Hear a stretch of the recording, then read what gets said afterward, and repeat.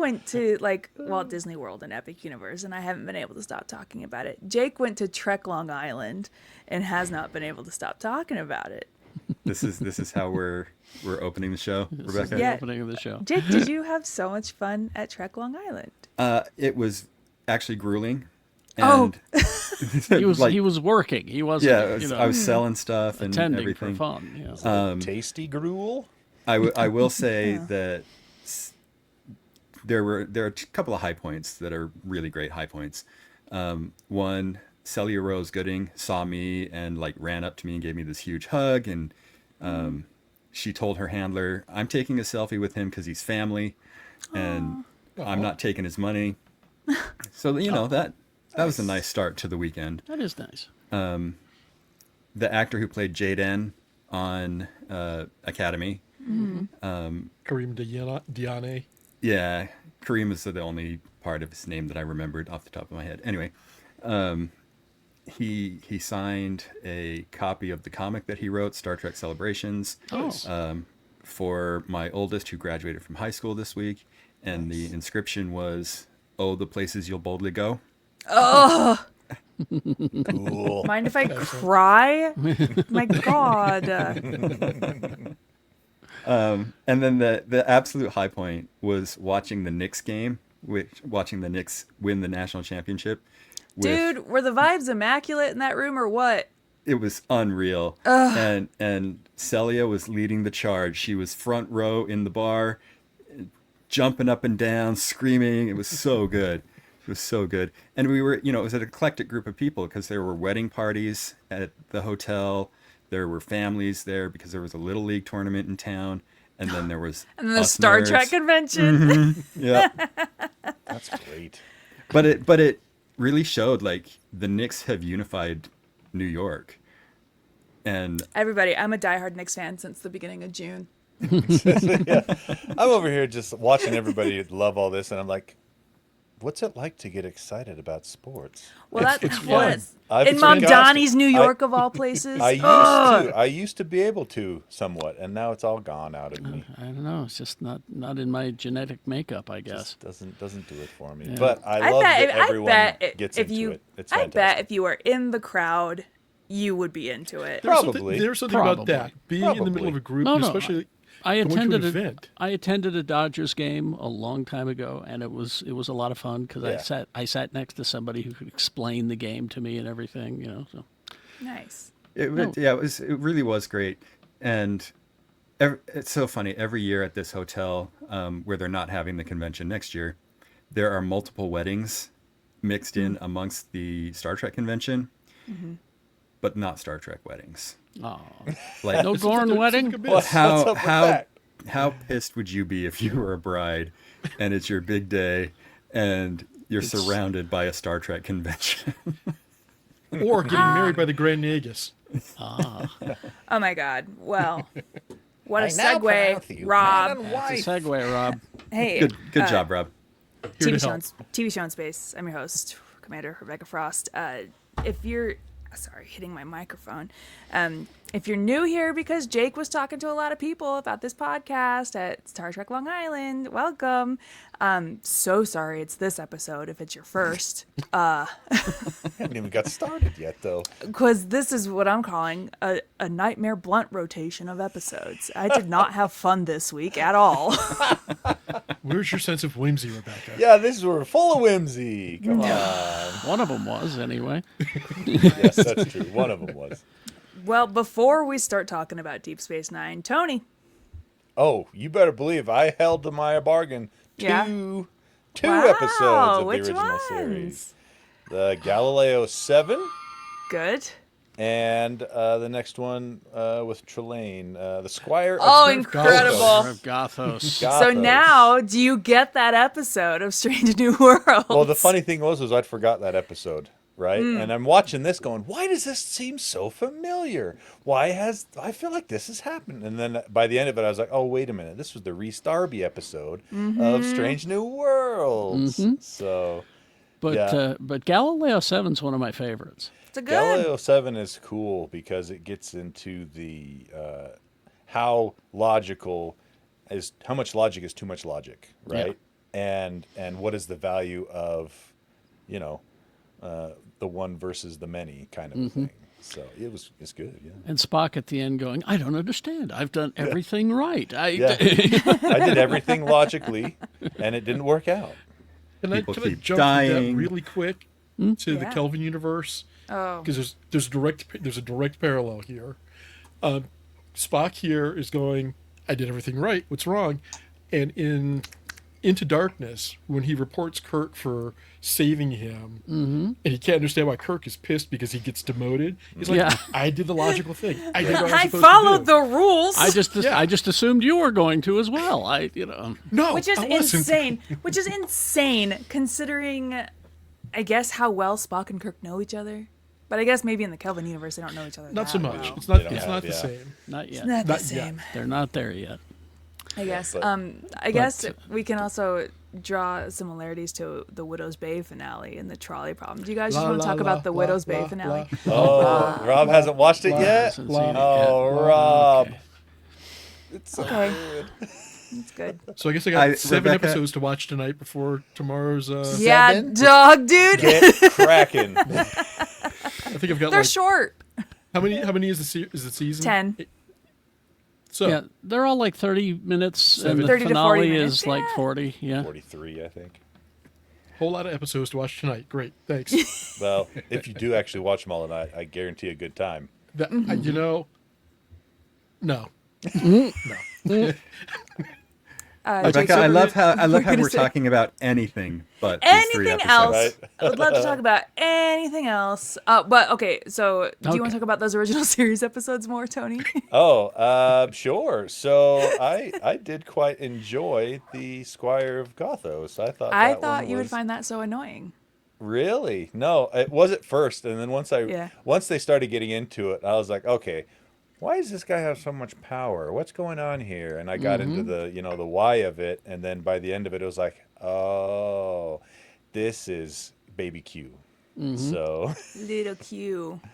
yeah, it was good. I General did General enjoy Tully, those. retired, sir. Yeah. Retired. I also liked how they also broached the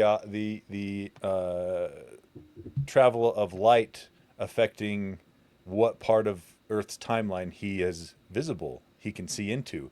As far as he knows, he was so far away that he thought they were in Napoleonic times on Earth. And so they get there and he's like, wait a minute, you have a starship?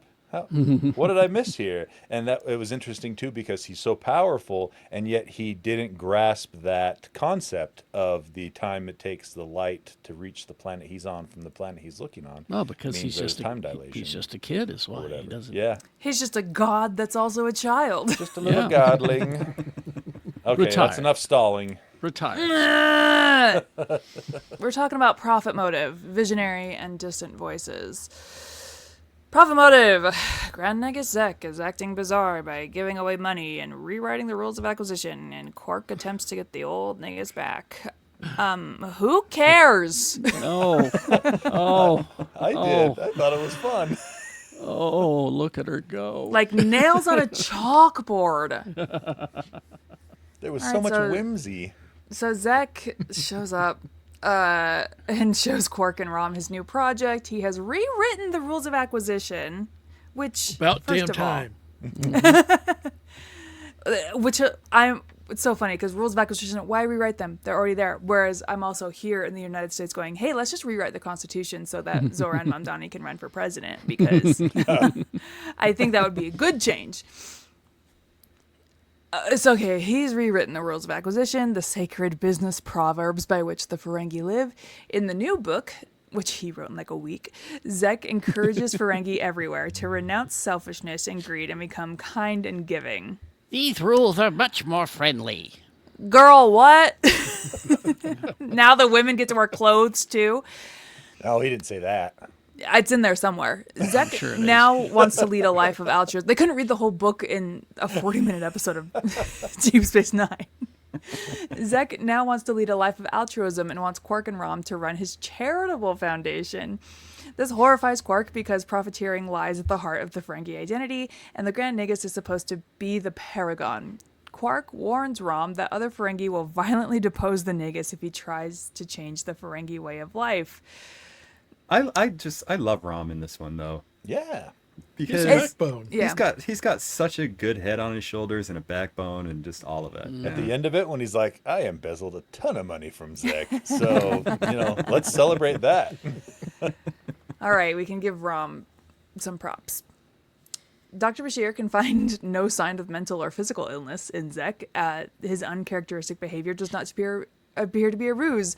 Wanting answers, Quark and Rom break into Zek's shuttle and discover an orb of the prophets, which Zek is planning to give to the Bajorans. Asterisk, not actually an orb. Asterisk, let's pretend we know what an orb actually is. The hourglass of the prophets. Hourglass of the prophets. That's a daytime soap opera right Yes, there. it is. It's the next Yeah. spin-off of Mormon Wives. Boimler watched it when he was on that Ferengi Yeah. binge watching thing. Yeah. It's a guilty pleasure of mine. Carrie, I'm going to give you 3 strikes. And that's strike number 2. Do we all get 3 strikes for Inconceivable. Negus? Yes. Okay, so Tony, you're on 1. Oh, When Quark is exposed to the orb, he has a vision in which Zek describes the new rules of acquisition as a gift. Quark deduces that Zek visited the wormhole and contacted the Prophet so that he could use their knowledge of the future for profit, and that they are responsible for Zek's transformation. Huh. So you say you got a time machine. Huh, I got a sports almanac. What if we put them both together? Did you guys see Don Jr. Trying to find out if the UFC fight at the White House was rigged? Yeah. I think you're stalling Well. before you move into the next episode. I don't want to move to the next episode yet because I want to touch on something else in this episode not Okay. related to the Nagus. Yeah, the Oh, B plot, the which B-plot. is better.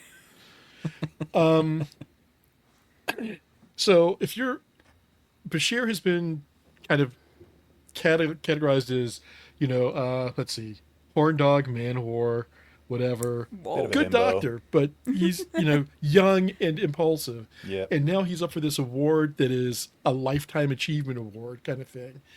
And when they tell him, he's just like, the what? And doesn't want the award. And I wonder, and I was wondering watching this because I didn't think about it in previous viewings, does this tie into him wanting to fly under the radar for certain reasons that I will not get into now because of Rebecca? Is this guy on the run from something? Oh, you'll find Sort out of. later Yeah. on what's Kind of. going Now, on. it could be Rob, but I think it's more vanity I think it is too. than anything. I It think could it's partially does imposter well. syndrome. I don't think it's either. Or I think, imposter syndrome. I I Yeah. don't think it's that. imposter syndrome. I think it's that he's that- Or smart is he enough. just very humble? Nope. It's. I think it's does he strike because you as humble? everyone that gets that award, that is the peak of their career, And that's the thing. and he doesn't want the peak of his career to be considered while he's 29 years old. And Yeah. Rob, I would say that twist from which he is running wasn't even conceived of until like season 6. So Okay, no, and- he and wasn't. That's good to know. right. That's good to know. But it just seemed like the whole part of it did seem to be the whole. I don't want this to be my crowning achievement, but the other seemed to be like, yo, I got this thing, and I really don't want to. I don't want people looking at me too close. I don't know. I got big imposter syndrome vibes. Could be. What you got there, Carrie? He's a handsome man. That Dr. Well, Bashir. Brown-eyed, handsome man. Brown-eyed, handsome man right there. This action figure. Oh, someone Whoa. drew Oh, on your and box. signed. Check Oh, that action out. Someone drew on the box. Threw on the box. Some guy named Alexander Siddig. What the hell? dang. Oh, Why, that's not his name on this show this No. season. In that B plot, Bashir doesn't win, and outside he's like, "Yeah, that's fine," but inside he's like, "Oh, that's not fine." he did want to win. could see. tell. Yeah, and I don't think, and imposter syndrome for him, he seems to be, especially in season 1, when he was gung ho about being there for frontier medicine and all of this, and everybody's like, "That's cute. Keep it down. Just go do your job." I think that he loves the science of what he does. I think he loves his job. I don't think that we don't see enough of him as a doctor curing, curing the ills of the Bajorans or whomever comes to the station that often. But I think that he is genuinely. There are people who like. Crap! I just lost his name. Neil deGrasse Tyson, who love what they do, and are almost rabid and avid in the way that they talk about it. Yeah. And he doesn't have anybody there to do that with. Maybe Jadzia, maybe some of the guest stars that have come on and have been through Medbay, but I think that he really does like what he does, so I don't see it being imposter syndrome for him for those reasons.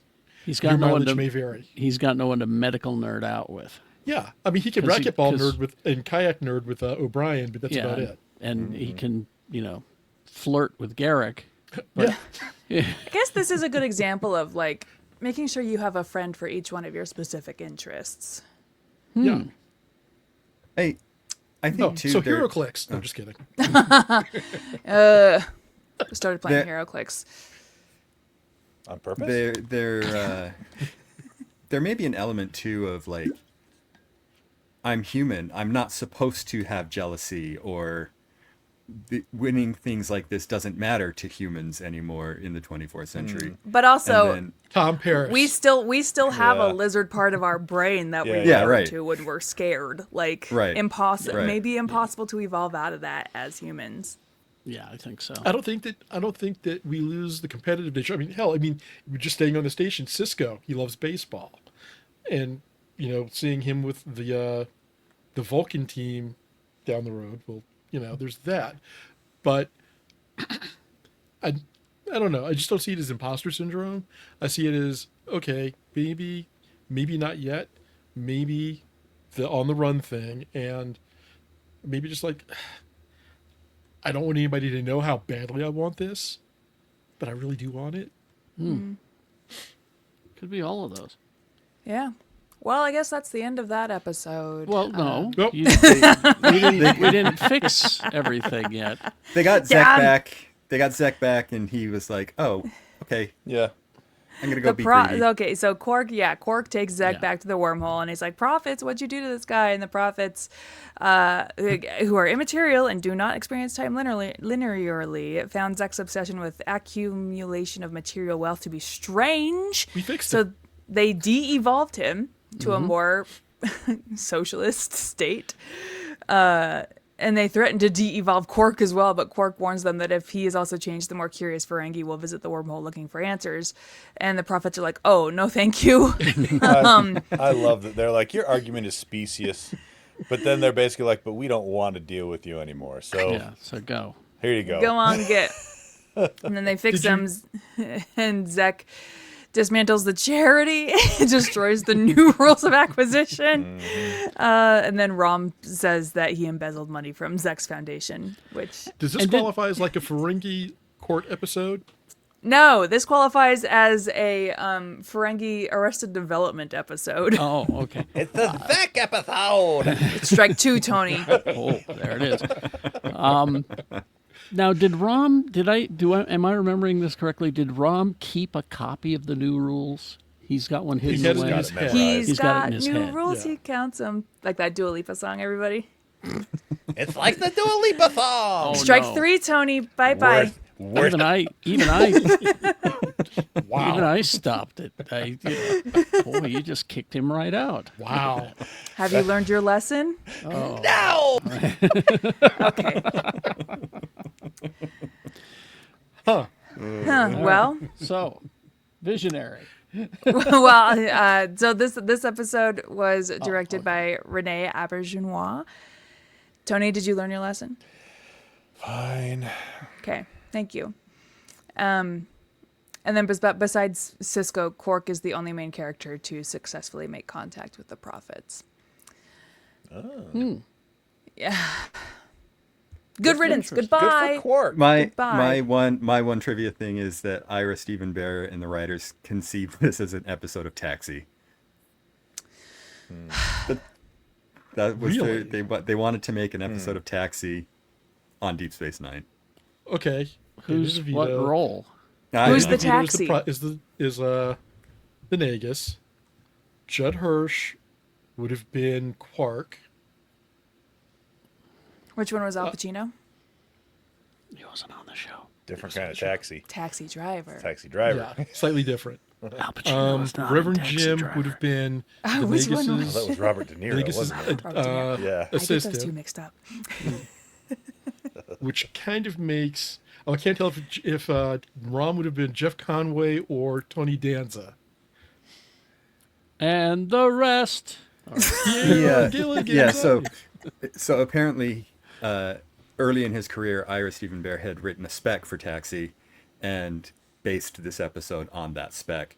The producers of the other show flat out rejected. So, Did you guys know that Widow's Bay was originally a spec script for Parks and Recreation? Yes. What? Yeah. Because Katie I Dippold can- was a I writer can for feel Parks and that. Rec. I can feel And that a little bit, actually. So Widow's Bay, she conceived of a spec script like Widow's Bay for Parks and Yeah. Rec, and then she's Okay. like, "No, it is not the time for this yet." But Oh no, yeah, that's when she was. Amazon almost bought it. Amazon was very close to buying it, and then she was like, "Actually, no, not yet." And thank God she held out, because then Apple bought it. a different tech billionaire, so it doesn't matter. Yeah, yeah. They're both evil. Speaking of DeVito evil, is- yeah. Oh yes, yes. Let's move on. visionary. Visionary. Okay. Pass number 2 in my Nightmare Blunt rotation. Now, I don't know why I thought you'd like this episode. As I was watching it, I was like, I'll bet Rebecca likes this. Only because the O'Brien must suffer. O'Brien Yeah. must suffer and Romulans. O'Brien must suffer, but at the hands of the Romulans. But okay, yeah, that's Still, right. why do you not Yeah. like Romulans again? I don't- She no like These fucking guys. Yeah. just because? In general? Like, who cares about them anymore? Oh. Never mind. Well, Nero. While a Romulan delegation tries to get information about the Dominion, O'Brien sees unpleasant things that are about to happen in the future. Thank God the description on this Wikipedia is short. Now, as much as you want to dump on this episode, I actually really liked how it ended up in the end. I thought it was really kind of interesting the way they closed the time story loop, off, the looper? The loop, yeah. I thought that was pretty cool. The timey-wimey stuff I did enjoy. Because also, again, Star Trek is competency porn. And so if people find themselves, I seem to be traveling 5 hours into the future, I better work to resolve this, instead of most common time travel movies where people are like, huh? What? What's going on? How are we going to get out of this one? Yeah, true. So a Romulan delegation visits Deep Space Nine in order to receive intelligence about the Dominion promised to the Romulans by Starfleet. Complicating matters is the presence on the station of a crew of Klingons, another alien race with a history of poor relations with the Romulans. Chief O'Brien, as an unexpected side effect of radiation exposure, begins experiencing time shifts each 5 hours into the future. He witnesses a bar brawl in which he saves his future self from being stabbed by Klingons. In another time jump, he sees his future self killed by an explosion in a corridor near the Romulans' quarters. On returning from the time jump, he reports the incident. The resulting investigation detects the trap being installed by Klingons, leading to the Klingons' arrest, preventing the explosion that O'Brien witnessed. And another thing I like about Star Trek, I've had to have this talk with my husband where I come up to him and I say, hey, if I'm experiencing a Groundhog Day and I'm telling you I'm experiencing a Groundhog Day, you have to believe me. Straight to the mental institution. Whereas Straight. in Star Trek, they believe you immediately. You do not have to justify your Yeah. weirdness of being stuck in Well- a Groundhog Day. And But that's then- what's so oh. interesting. That's what's so interesting about it to me is because at this time, haven't the Time Wars already happened? Or was that later on in the timeline of Star Trek? I think it's They later. were timeline wars, so it was all at once. Oh, okay. Right. Okay, Well, that makes sense. that's the thing Yeah. about Right. time is Time, okay. don't think about So- it the way you want to think about it. Right. So to me, my question is unrelated to the episode. I think there's a series of books that deal with the Time Wars. Unless Well, and like a Is third there? of Enterprise too. Oh, Enterprise deal. Okay, because I was gonna say I only watched the first season of Enterprise. I can't remember why I didn't keep going. But I was sitting here thinking as this episode was going on, how come we haven't had a series of Star Trek that's just about the Time Wars? It sounds like it'd be really cool. But Yeah, answer my is question there for me, a Jake. series? Also, what are the Time Wars? It's this whole thing where species try to corrupt timelines, and then the time cops from the 31st or 51st century keep going back in time, and the Enterprise from Enterprise, the show, gets involved in the middle of it, and Quantum Interesting. Leaper has to fix it. So this Wait is See, I a was going to make a minute. Scott Bakula reference, a Quantum Leap reference, but it was going to be, Dr. Beckett must be pissed about O'Brien being able to fix stuff and go home. now, was this a series of books, or are we talking about the episodes on Enterprise? The episodes on Enterprise. Oh, okay, all I right. might have been imagining. The I'm books. sure. I thought I'm sure there was- may be books and comics and stuff about it too, because it's like you're saying, Tony. It's pretty fertile ground for storytelling. Yeah. Yeah, Tony, if you want to look that up, I'm gonna look it up right now. that'd be because I'd be interested in that. Rebecca, I love how you observed that everyone's like, "Oh yeah, we believe you," but you neglected to point out that more often than not, the rest of the group gets together and they're like, "Get along with this guy. You think he's really doing this?" All I need is one person to believe me, and immediately without me having to defend myself. That's all I need. I don't think I'm that person, Rebecca. Okay, so I'm not going to carry. I want to believe you. But that's why, like, also, like, in Disclosure Day, right? Like, the weird stuff's happening to Emily Blunt, and she's having to, like, defend herself to her boyfriend, Wyatt Russell. And that, I'm like, if you have to lock in with one person and be like, hey, if I tell you I'm experiencing a Groundhog Day or a Disclosure Day, you have to believe me. But I mean, even with evidence, because she gave him evidence of stuff, and he's just like, huh? Yeah, he's still willfully ignorant. Yeah. Yeah. Anywho, back to Deep Space Nine. All In another time jump, he witnesses the destruction of the station. This destruction of Deep Space Nine is insane.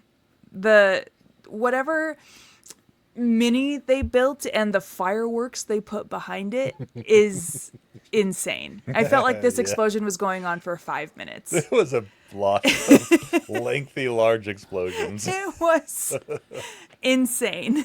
And Film it's it the all. only time it happens in the entire series, so they were probably They had to like, go big. Yep. He jumps back to the present, and then he and they work together to come up with a way where he can deliberately subject himself to more radiation in order to time shift by only 3 hours into the future in order to see exactly what causes the destruction. Spoiler alert, a cloaked Romulan warship reveals itself and begins firing on the station. And why are you guys asking me if I don't like Romulans? It's because of this bullshit that they're constantly pulling. After telling his future self about his mission, he dies of radiation poisoning. It falls to the future O'Brien to go back in time to warn Commander Sisko about the Romulans' plot. Sisko, speculating that the Romulans intend to destroy the station and the wormhole in order to cut off further contact with the Gamma Quadrant, aims the station's weapons at the cloaked ship and has the Romulan delegates ejected from the station. Later, O'Brien uses his limited knowledge of the future to annoy profit-hungry Quark. I think my favorite part was, and you're going to hate this, Rebecca, is when Sisko confronts the Romulans with all the evidence, and they kind of look at each other, and you can tell they're saying, like, I think we should go. Ooh, I Maybe think we he should might be go. onto us. I think the people are seeing that the pool is green. Yeah, I think maybe The paint's peeling off. because they didn't turn their heads; their top torsos turned. It was just like, Yeah. oh, Well, Reckon I you're will getting that say, outfit. I will say at the G7, he did have very Romulan-like shoulder pads. yeah. all right.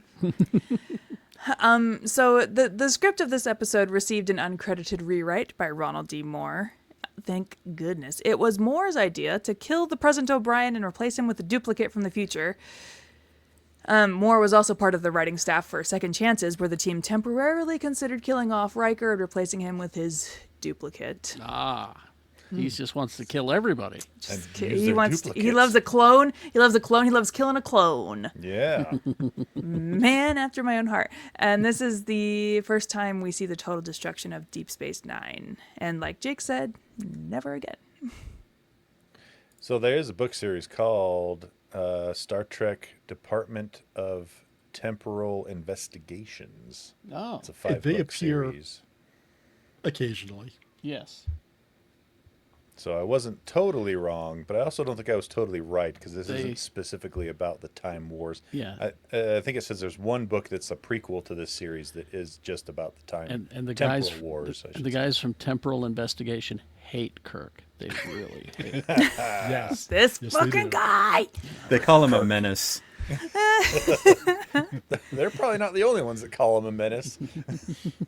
There's a critic out here who reviewed this episode and gave it a 6 out of 10. He praised the character portrayals and criticized the plot's reliance on technobabble, which Hey, that's my There was favorite kind of agree. babble. This was a very technobabble heavy episode. There was And a I, lot at of one point, because I watched with Jake at the same time, and I'm like, yes, I definitely understood everything that they said right here. This all makes perfect sense to me. I love somebody who knows technobabble. nothing. I eat it like Cinnamon here's Toast the- Crunch. I like technobabble in moderation. Although I should say I don't like technobabble when it's easy to see through it. Like, okay, those are just a lot of big words strung together that have nothing to do with what they're actually doing. Then it bugs me. But well Rebecca- thought out Yeah. technobabble. The critic that you just mentioned, Keith, his table at Trek Long Island was directly across the hall from mine. Is he cool? Or does Oh, he he's suck? awesome. No, Oh, okay, he's, cool. he's cool. He's cool. Are you saying that because he might be listening? He's not. 100% he's not. Okay, brutal. I We're tried. like the 3,000th most popular podcast of all time. He's not. Distant Voices, pass number 3 in the Nightmare Blunt rotation of this series of episodes. After being intact in the infirmary, Dr. Bashir has a dual mystery on his hands. What has happened to the station while he was out, and why is he aging so rapidly now? So Bashir You and didn't Garrett, moisturize. they're having some lunch, and Bashir's like, "Oh, I'm turning 30. I'm decrepit." And now being 37, I'm like, "Oh, this baby thinks he's 30's like right entering the prime. It's like, 30. okay, here we go. Each decade gets better than the last." He's explaining to Garrick that in human culture, age 30 is generally considered the end of youth and the beginning of the long, slow march into middle age. Which, chill out. And especially in the future, where we have extended the human lifespan Yeah, by what's so up with that? long. 30 You're is- still a baby. You're Yeah. Grogu. You're 60 and you still look like a baby. Yeah, see, Yeah. I would think that 70 would be the new 30, wouldn't it? Yeah, right? We saw Maybe. how McCoy looked. Disgusting. He was 138, and he was at the end of his rope. You could tell at Oh, yeah. 138. But also, So technically, How was Picard by the end in- of season 3? Because he's got to be in his. I don't know how old they're He's, trying to he's- say. he's yeah. around 95. Around child. 95. in human evolution, the human body is only designed to make it to like 30, and that's why at 30 it does start to break down. So maybe that's what Bashir's like, hey, human evolution hasn't caught up to Could be. our bodies are not meant to be this old. Anyway, so their conversation is interrupted by Quark and his newest business associate, a Lethian named Altovar, who is looking to buy biomimetic gel, a highly restricted substance.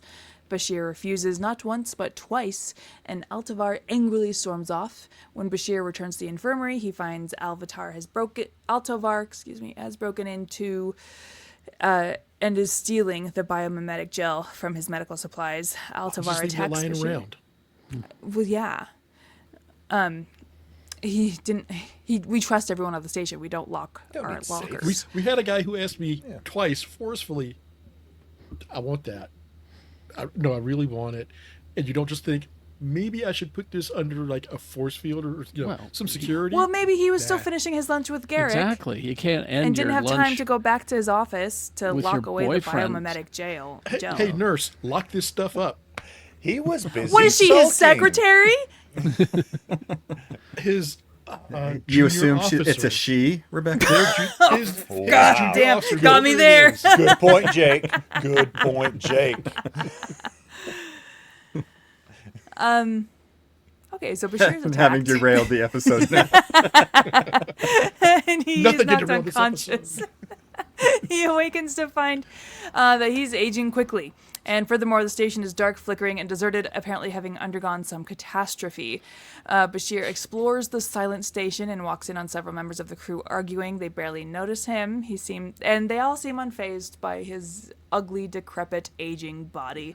Also, this episode, how many questions can Bashir ask in a row? A lot. Because at one point I was like, is this just Bashir asking questions this entire episode? What I loved is how, he noticed he was aging with that old TV show trope where they took some white coloring and put it on the sides, that Reed His Richards high school kinda. theater production Yeah. of... Exactly. Just give him some graying temples. Yeah. People will get it. barely audible whispers in the background, and when Chief O'Brien begins repairing the communication system, Bashir hears that the whispers are actually voices of his crewmates, and they are talking about him. They say he's in a coma, and he's dying. Oh joy, a coma episode. Where does that fall in the clone? Time It's just travel. one of those tropes that is so annoying, in my opinion. Yeah, it's, but it's your version of my amnesia episode. Yeah, it's like, oh boy. What the trope I think that I actually hate the most is mental asylum, mental institution episodes. You've been crazy this whole time. You've been crazy episodes. this whole time, or you haven't been crazy this whole time. We've been making you think you've been crazy this whole time. Lazy. It's lazy is what it is. So Bashir realizes that the crew in the empty station are all in his head, and he's actually living in a dreamlike state with his comatose mind. Altovar appears, grabs Dax, and drags her away. Bashir feels that he has lost something and realizes that each member of the crew in this vision represents a different aspect of his personality. When Altovar captures Commander Sisko, it is as though he has taken away the most steady, able part of his psyche, crippling him. Altovar threatens to kill each crew member, chipping away at Bashir's mind until there is nothing left. And for anyone in therapy, doing the work in therapy, specifically doing internal family systems, this is just parts work. That's all this episode is. It's just a parts work episode. That's for Maybe my it was the fellow basis for therapy Inside friends. Out. Maybe this was the basis for Inside Out.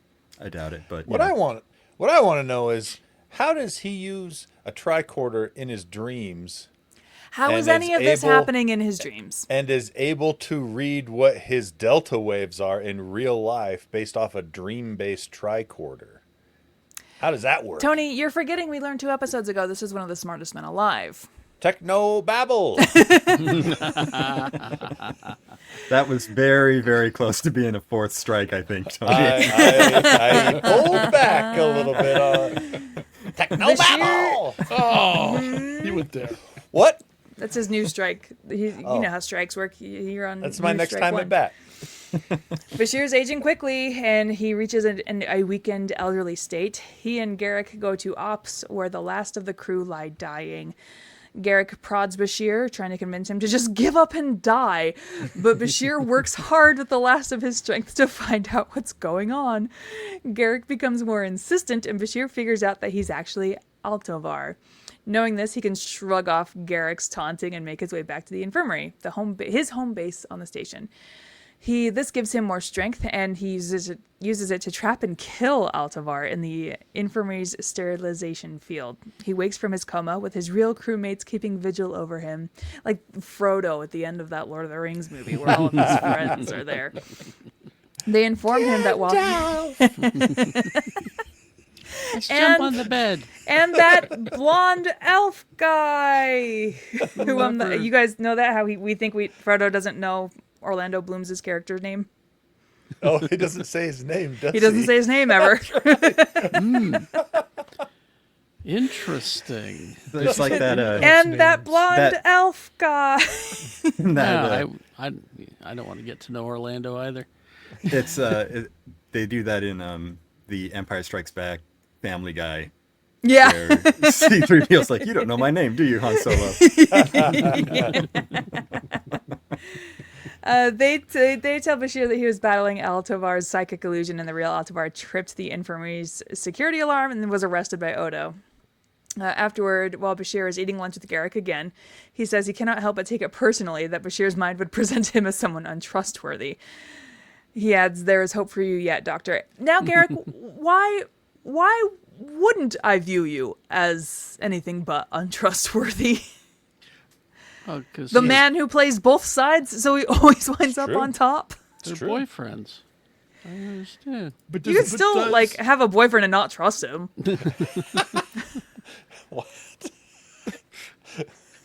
But doesn't Bashir generally look for the best in most people, unless Yeah. they give him blatant reason to not trust him? And Garrick rides the fence, so you can say that Garrick is Well- questionable. Even if you look at all of Garrick's 3 seasons so far of his actions, every time he's come up to like do or die, he's always done it in favor of the team, like the Because people on the space Garrick's station. gonna pick the team that's gonna win. But would they have won without Garrick? That's the question. If Garrick hadn't decided to do what he was going to do, would And may they never find out. Garrick saves the day, guys. This episode won an Emmy Award for Outstanding Individual Achievement in Makeup for a series. They made him Horrible. look pretty old.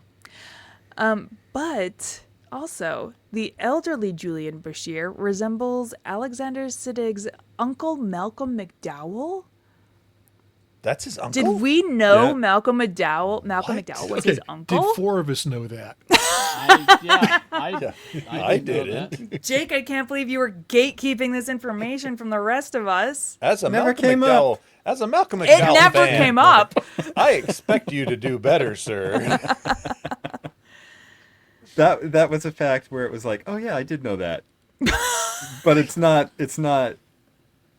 one that is immediately in the Rolodex. Oh, come on. We had a talk about Malcolm McDowell. I a know, while ago, I know. right? We literally did a whole episode in which Malcolm McDowell was the villain in Yes, that I Star know. Trek movie. Yeah, And now I am the villain of this episode. And it all comes full circle. right there. Alexander Siddig commented There's so much that good stuff coming, Rebecca. You're gonna love this all of it. episode no. was a massive challenge for me as an actor. Wait a minute. Jake doesn't get booted for that, but I get booted for I'm Zek trying impressions. to. I'm ignoring him right now. Dr. Bashir says that he's only a couple of days away shy from his 30th birthday. In real life, Alexander Siddig was months away from his 30th birthday when the episode first aired. And director Alexander Singer shot the scene in the war room in one continuous uninterrupted take. When the episode was edited together, the scene was intricate with various close-ups and reverse angles, but the master shot of the scene was filmed as one long take. Nice. Isn't that fun? I think my favorite line was when Bashir said, Broke my hip. that was great. Well, and I love, too, he's like, I can't fucking believe this. Yeah. Broke Can't my believe this. I goddamn broke hip. my hip. Yeah. I'm a stereotype in my own subconscious. And then there was this line. My pancreas exploded. That was a bad one. Well, that's those episodes. Ta-da.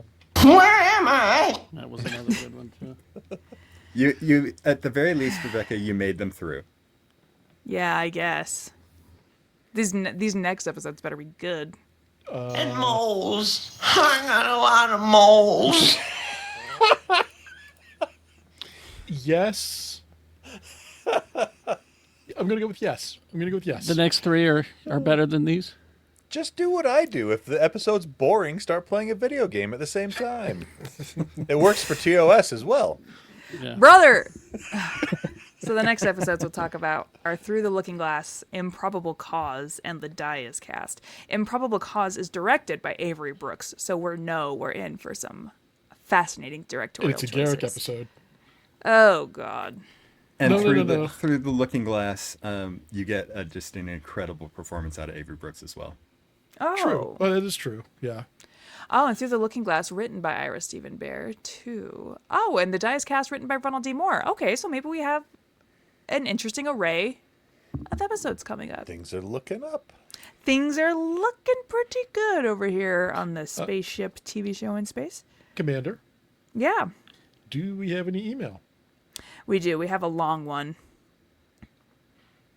Okay. So you're not going to read it, or Okay. No, I'll read it. I'll read it. Here's the thing. It's Are you gonna long. have the abridged version?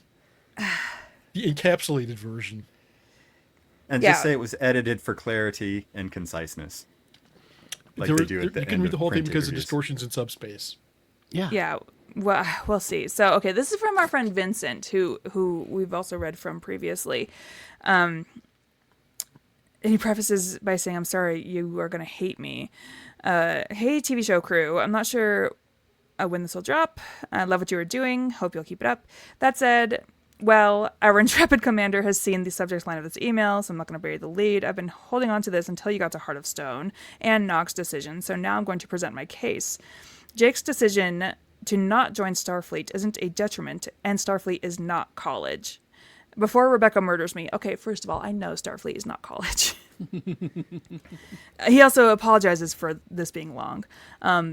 When I say that Starfleet isn't college, obviously that's not entirely true. You're going to get the equivalent of a college education should you choose to enroll. That said, if you choose to enroll in the academy, you're still effectively going into an organization that functions within a military hierarchy. When you graduate, you go where Starfleet tells you to go. There may be some more leeway depending on your area of study and your rank, but you're still part of Starfleet and they retain a certain amount of control over your fate. That being said, it's been established that there is, in the 24th century, a civilian level of higher education. Unfortunately, we don't have to jump the timeline to find an example of this because we have one, Keiko O'Brien. We know that she's a botanist and that she is a civilian with no affiliation with Starfleet whatsoever, apart from who she chose to marry. My personal headcanon is that she was on the Enterprise because she was working on her eventual PhD in botany, but I digress. There is no canon background for Keiko's career, but it's not unreasonable to assume that she attended a civilian university in order to get her credentials. We know that civilian universities exist in the 24th century due to Data holding the Isaac Newton Chair at Cambridge in All Good Things, and McCoy's time at Ole Miss before he joined Starfleet. Interesting. Furthermore, we know that enrollment in Starfleet is not necessarily an automatic sign of approval amongst other races in the Federation. One of the major components in the rift between Spock and Sarek was Spock's choice to join Starfleet over Sarek's wish for him to study at the Vulcan Science Academy, a scenario that would be nicely reversed when T'Lyn joined the crew of the Cerritos and Lower Decks. So how does this get back to Jake? Well, simple. Jake Sisko has options. We know that civilian universities exist. It's not unreasonable to assume that the son of a prominent Starfleet officer with a creative bent would have a problem getting into a liberal arts college back on Earth. And that is not the point of living in that kind of Is that not the point of living in that kind of post-scarcity society? A fair amount of us dream of the idea of indulging our creative ideas if the pressure of work and having to pay bills wasn't stifling it. Someone has to write those Dixon Hill hollow novels, after all. True. And if you got this far in the email, you're a rock star, and I humbly thank you for your patience and grace in enduring my ramblings. Live long and prosper. All right. Makes some pretty good points. Maybe we Jake upset went to that- college on Bajor since he married a Bajoran, apparently. Well, I was going to say, are we upset that Jake chose not to go to Starfleet? I didn't know we were I mean- upset about that. I mean, I've been Cisco kinda- was I've Cisco been was kind of- disappointed for about 5 minutes, but that was it. You know. I've been giving Jake Sisko a hard time about it, but Why? it's Why? because I'm projecting. Because you would love to go to Starfleet. Because I would You love feel to go to he's Starfleet wandered. Academy. Hey, I get that. You know, I would love to go to Starfleet too. Instead, I'm just going to Utah State University. Go Aggies. Go Aggies. So yeah, all right, Vincent, you make some good points. I'll allow it. It's very magnanimous of you. Thank you. Do you think that by the time McCoy was going to Ole Miss, it was actually called really Ole Miss? Because that's like a couple Is that a hundred strike? years in Is that the a strike? future. That should If take he a said white it, if he strike. said it in the Negus voice, then Do you think that him going to Ole Miss? Listen, bye bye. I have, she warned me, and I did not. That was my last one, probably. Tony keeps poking the bear. He just, Next episode, he's just going to talk in that voice the entire time. Completely I can keep unrelated. it I'm up, not gonna but- let him on the show. No, he's just perma-muted at that point. So he's just You rambling guys- on, and we're just like, We're almost done with season 3. Where is Worf? When does Worf show up? Season next premiere season, 4. isn't it? Jesus Well, it's Christ. coming up. Okay. It's coming up. I have spent a good chunk of season 3 going, okay, any minute, Worf's Gonna gonna walk- show up. It's gonna walk through that transporter Any minute now, Worf's gonna show up on that transporter. Any minute now. And here's the deal: I am patient. But then I get a batch of episodes like these, and I get real impatient. Could you imagine though being alive and watching it in real time and getting 3 weeks in a row of this? Of bummer episodes. Jake said something interesting. Because people these days, we yearn for 24 episode seasons, and then Right. but Jake was like, people forget that in 24 episode seasons you have to have some real bummers of We're not- episodes. We're all gems. They cannot all be gems. True. Well, any last words before we go? I like watching Star Trek with y'all. Yeah. Me I, too. I mean, Tony, I'm just so happy that you got to see those 2 episodes of the original series. Tony, They what's were- next on they the were good original ones. series? Yeah, what's next let's for take you? a peek. I thought. Oh, I don't have it up anymore, but let's find it here. Star Trek. Because season 1 is like roughly 100 episodes. Tell me about it. Jeezy Pete's. All right. Arena! so- Oh my god, you have Arena next, dude! oh, Oh, yep. Arena, and tomorrow is yesterday. That one's also very good. Court Martial. Also very good. yeah. Ooh. Space Seed? Oh, you're a couple of episodes away from Space Seed? Oh, that one's fairly highly rated, it would appear. Space Do you Seed? know what species? Yeah. Hold on. Do you know what AM. species? Yeah, don't tell him. it Nobody is? tell him. Nobody tell him. IMDb. No, don't No, look don't look it up. Don't look it up. Don't, Don't go away. Go away. Please Close don't your look it eyes. up. It's already in front of my face. Close your eyes. It's, Click the X. It's con. It's okay. It's okay. You can't surprise me with this stuff. I'll be disappointed. Why either way. not? I'll be disappointed either way. Wow. Were you not pleasantly surprised at the Trelane reveal? I was. Okay, now don't you feel bad that you spoiled Space Seed for yourself? I do not. But Arena is a great Bum, bum, bum, episode. bum, bum, Arena bum, is bum, bum, bum. has the fight scene in it that was The used for the basis of the fight scene in Cable Guy, Yeah. right? yeah When they're in the in the satellite dish. was they it used- no, they- they used. I think they used it when he was fighting him in the Knights of the Round. Yeah. And Oh, Jim Carrey, yes. Jim Carrey makes the music. he with makes it. the Yeah, music. yeah. as they're fighting. And then also Galaxy Quest when they're fighting those aliens in the desert. oh yeah. This Arena, it is. Is Arena You know, the people quintessential talk about TOS? tropes. Yeah, people talk about tropes, and like this is the origin of that trope. This is where it came from. I do like experiencing those kinds of things. Yeah. They've even parodied this episode by William Shatner appearing alongside his co-star in a video game ad from like 10 years ago. For Star game Trek was it? Online. Oh, I think it was Star for Trek Star Trek Online, I think. I Nice. feel like I remember this. Captain Kirk. Have we all seen the Star Trek episode of Futurama with Yes. most of the original cast? Yes. Oh, I great, don't know. I Great have episode. to have because I've watched every episode. I'm drawing a blank though.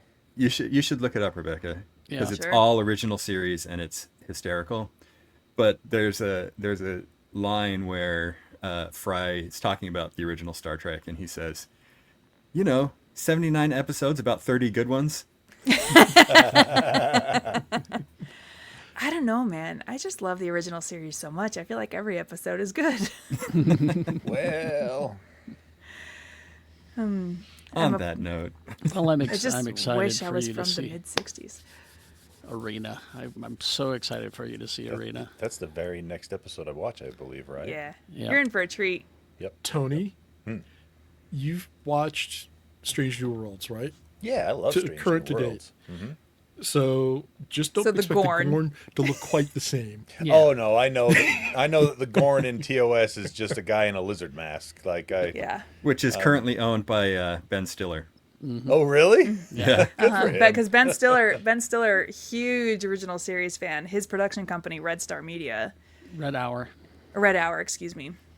Is that a reference to Star Trek? The Something original coming series? up, yes. Yeah. Oh, okay. Yeah, he's a huge original series fan.